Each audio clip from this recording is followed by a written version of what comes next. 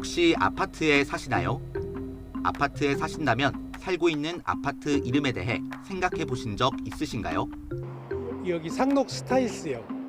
네, 여기 DH 자이 개포. 뒤에 보이시는 개포차이 프레지던스에 살고 있습니다. 뜻까지는 잘 모르겠고요. 그냥 조금 고퀄리티 하이급이라고 알고 있어요. 뭐 시공사, 건설사, 그다음에 이제 개포 지역. 대각선으로 이 자이 아파트가 있는데 그 뒤에 붙어 있는 이름만 다르고 그래서 많이 혼돈될 때가 많이 있어요.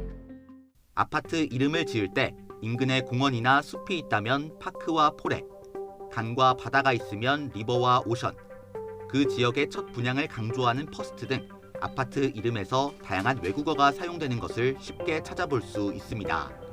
아파트가 있는 지역 명에 건설사 상표, 주변 환경, 특색 등을 넣다 보니 이런 현상이 나타납니다.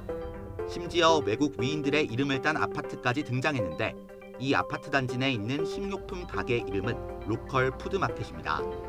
여기에 사는 아이들조차 자신이 사는 아파트의 이름의 뜻을 알지 못했는데요. 링컨이 뭔지 알아? 잘 모르겠어요. 우리나라 최초의 아파트 종암 아파트를 시작으로 처음에는 현대, 쌍용 등 지역명과 건설사 이름 등 단순하고 쉬운 이름들을 사용했었습니다. 하지만 IMF 경제 위기를 겪게 되면서 부동산 경기가 급락하자 정부는 1998년 분양가 자율화 등 규제 완화와 주택 경기 부양 정책을 시행했습니다.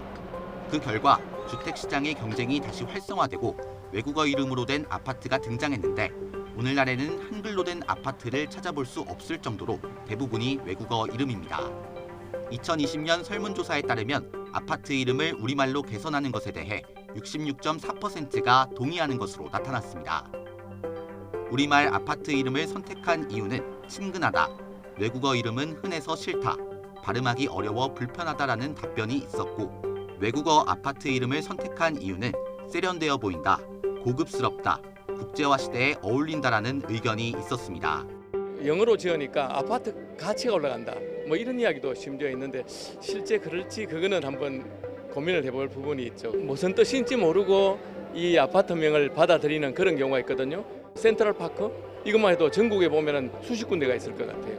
순우리말로 된 특징화된 이런 어떤 그 아파트 이름을 지어줌으로 해서 어떤 지역적인 특성이라든가 또 도시 환경도 살리고 또 국제화에 관련돼서 우리 한국을 알리는 또 그런 계기가 되지 않을까 이런 생각이 듭니다.